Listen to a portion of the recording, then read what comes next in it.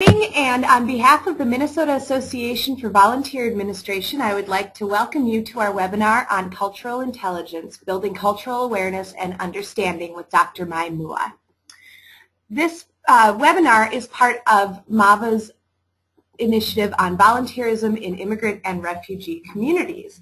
And first of all, I would like to start by thanking all the attendees we have on the webinar today. We have people all the way from Georgia up to Quebec, from Arizona to Texas, and from Michigan over to Washington, including quite a few people from Wisconsin, South Dakota, and of course Minnesota.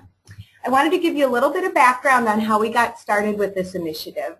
The members of the Minnesota Association for Volunteer Administration have been working on different initiatives and projects as far as best practices of volunteer leadership, and wanted to get some more information on how to engage volunteers from immigrant and refugee communities and to make their volunteer pools a little bit more representative of the clients that they're serving. Our project manager, Mary Quirk, actually met Mai at a conference back in 2006, and they both had some very similar ideas of how to do this with volunteerism. And so that is when our project started. We started out with some surveys of individuals and organizations and have presented trainings to organizations on how to engage volunteers from immigrant and refugee communities, including having panelists from these communities, from Somali, Latino, and Hmong communities, to talk about volunteerism and service in their communities. We also recently put on a webinar of the research that we found, and one of the follow-up points from that was that people wanted to know more about cultural competency and cultural intelligence. And so as a result of that, we have Mai presenting this webinar here on cultural intelligence. Some other next steps that we're taking for this initiative is that we are working on some workshops to help volunteer leaders create change in their organizations. And we're also providing some resources on building relationships with volunteers from immigrant and refugee communities. So please stay tuned to the MAVA website, mavanetwork.org, for more information on that. So while Mai has been working with us on this volunteerism in immigrant and refugee communities project, she has also continued on her work in cultural intelligence and has come out with the book Culturally Intelligent Leadership. Mai, as you most likely know, is the president of Leadership Paradigms, which is a leadership and intercultural consulting agency. Mai works with a variety of nonprofits, state and local government, and private organizations, and she's presented information on cultural competency, cultural intelligence, diversity, leadership, organizational effectiveness to an internationally diverse audience all over the country. In fact, she is all over this April, so we're very lucky to be able to hear from her today. So with that, I will turn it over to Mai to give the bulk of the workshop on cultural intelligence. Thanks, Katie. Thank you, everyone, for being able to join us. We were having some audio problems before, so if you're not able to hear us, this audience, well, you should probably do a Q&A, but if you're not able to hear us, that might be difficult. So what we're going to do is we're going to keep sending you maybe another message if you're not able to hear us, or if you're able to hear us, please do let us know, so we'll get that fixed. A couple pieces about this webinar before we get started, just some tips. All of you have been muted just to eliminate the background noise. And if at any time you have questions, you can certainly use the Q&A function that's in your panel. And we will respond to the Q&A at the end of the webinar. And then throughout the webinar, I am going to just show you some polls and ask you to vote on, a couple questions just to get us a sense of your thoughts about the question, but also to make it more interactive so it's not just me presenting information back to you. If at any time you do have technical difficulties with the webinar, please do email or call MAVA. And just please know that our MAVA staff and myself, we would only know some of the basic technical assistance. So if you do have questions about the audio and PowerPoint, any of that stuff, you can certainly give us a call. Great. So we are going to get started here. I am actually going to launch a poll here just to get us going. I would like to know, how familiar are you with cultural intelligence for those who are participating with us today? And I'm going to open the poll.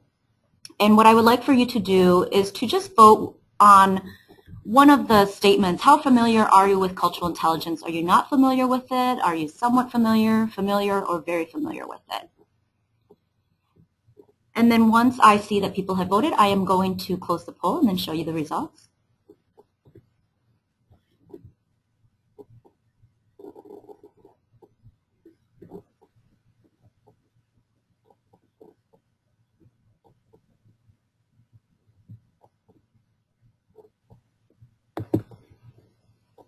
Great.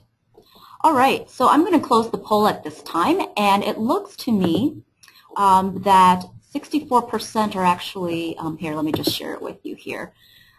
The people who, all of you who have voted have said that about 64% of you joining us today have some familiarity with cultural intelligence, and that's actually very helpful for me to know so I can adjust a little bit as I'm going through the presentation itself. Great. I actually have a second question that I'm going to ask you and have you vote in on it too. And I'm actually interested in, why are you interested in learning about cultural intelligence? I'm going to launch this poll. And again, if you can take a quick second to just vote on why you're interested in cultural intelligence, that would be helpful to me and to Mava. And once everyone has voted, I'm going to close the poll and then show you the results.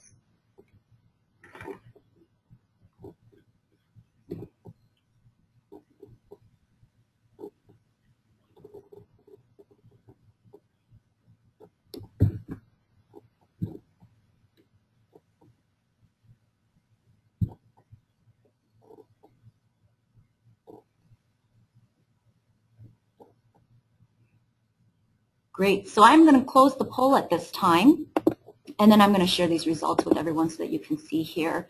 It looks like actually a large majority of you are really interested in learning just more about cultural intelligence and then improving the delivery of your services as well as increasing connections with immigrant communities. For those who are in that other, the 7%, would love to be able to hear why you're interested in cultural intelligence. And actually, at the end of this webinar, we will have a evaluation survey sent to you. So it would be really great to be able to hear some of your reasons for why you're in attendance today. So thank you so much for being able to vote on that. And I think that, you know, whatever your reasons for attending today, I do hope that you will take away some ideas that will help you personally, as well as your team, your program, and your organization. So I'm going to go on to this learning objectives piece, and here are our learning objectives for today. To recognize the importance of cultural intelligence, examine cultural intelligence and its importance to workforce effectiveness, and to explore CI strategies to address cross-cultural volunteer situations. Oops, and I'm just seeing here that my screen is not being shown, so I just want to make sure that everyone is seeing this learning objectives. I think we might be having some technical issues here.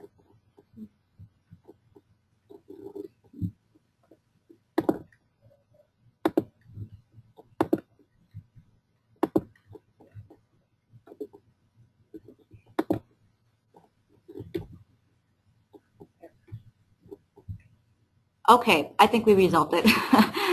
All right, that's the nature of webinars, I suppose. Okay, so here are our learning objectives: recognizing the importance of cultural intelligence, examining cultural intelligence and its importance to workforce effectiveness, and then exploring CI strategies to address cross-cultural volunteer situations. Now, I want to just be able to note that the objectives for this session are really geared towards culturally general information rather than culturally specific information. And what that means is that I will not go into the cultural specific facts of any type of cultural or ethnic group or their history or the information about that. This is more of a broader approach. Kind of think about it as the 36-foot level approach about thinking about cultural intelligence. Okay. Great, so let's go into what is cultural intelligence. And this is a definition. It's a person's ability to successfully adapt to new and unfamiliar cultural settings and environments. And this concept of cultural intelligence is, I would say, it's about a decade old in terms of its theoretical roots and its connections back to management and leadership. When I first explored this topic back in 2002, there were very few articles, and when you went on Google to search for information, there was very few information. It's probably just a handful. But now I would say that there's over 2-3 million hits on Google on the topic of cultural intelligence itself. And I think this is important because, one, I think there has been a real increased interest in cultural intelligence in terms of what does it look like, what does it mean, how does it differ from other forms of intercultural competence, what could you do with it, and really, is it something that you could be really successful with it if you learn to practice it. The other piece, I think, is that people are starting to be very interested in researching cultural intelligence, particularly as it relates to working more globally. And I think that there are also people who are using CI principles and then blogging about it and writing about it, and not just using it in their workplace, but also using it for themselves. So cultural intelligence has been primarily used as a tool for understanding your intercultural work on a national level. And I would propose that as you listen to this session and the information that I give you, that you would think about using cultural intelligence to improving yourself, and not just your department goals, your programming goals, or your organization's goals around diversity and inclusion, but that you think about it for yourself and the interpersonal relationships that you have, whether that is working with cultures on a national level, a global level, a team, department, or a family level. And I would also like for you to think about cultural intelligence as a framework to help you to learn to turn off what I would call your cruise control. So often, like a computer that maybe has been sitting around for too long, or maybe working too hard or too fast, or has too many programs running at the same time, we have to, in doing cultural intelligence work, reset the way that we think about our mental programming. And, sometimes we reset the computer once or twice, like, what Katie and I did this morning with our audio and our webinar, and resetting it sometimes doesn't work. And so you have to kind of just leave it alone for a little bit and then reset it again. And I think that if you use this analogy and metaphor for cultural intelligence, that sometimes you have to completely not just reset, but turn off the computer, turn off your mental programming, pause, and then maybe return to it a little bit later. That can really help you in terms of a strategy for doing some cross-cultural work. So really, what are the difference between cultural intelligence, cultural competency, cultural proficiency, intercultural competence? There's just so many terms that are being thrown around in the field of diversity and inclusion. And I want to be able to give to you what I think are 5 key areas of where the difference lies, at least from where the scholars of cultural intelligence talk about. The first is that you can think about cultural intelligence as another form of intelligence. And Howard Gardner, the scholar and educator from Harvard University, had popularized this idea about intelligence, that it's more than just cognitive capacity, that it's your human potential just cannot be limited to your cognitive intelligence, and that people who have at least cultural intelligence have this ability to steer their way through unfamiliar and new cultural interactions. And they seem to do this in a way that for people who are observing them, it seems very effortless. Now, this doesn't mean that because someone's culturally intelligent that they're more intelligent overall than other people. Rather, that those who aren't skilled in cultural intelligence may need to adopt a different approach toward their learning and improving their cultural intelligence. So that's the first piece. The second piece about cultural intelligence is that it doesn't really speak to culture-specific facts and information about national cultures. What it does is it's actually more of a broader approach, a cultural general approach to looking at developing a set of skills, developing a set of awareness and knowledge, and that when you use all of those, that will help you to adapt and then interact with multiple cultures. The third piece is that cultural intelligence is what is considered a significant improvement over other approaches because it brings together an integrated approach to training, dealing with the psychological aspects of individuals, their knowledge and their learning, their motivation, their behavior. And cultural intelligence is really based on more of a psychological model of cultural adaptation rather than this piecemeal, country-specific approach directed to training. The next piece is that cultural intelligence emphasizes what is seen as more of a circular, dynamic, fluid path, and it's not a linear path. And what that basically means is that over time, as you continue to learn and use cultural intelligence, your cultural intelligence will expand. It's not a step-by-step process.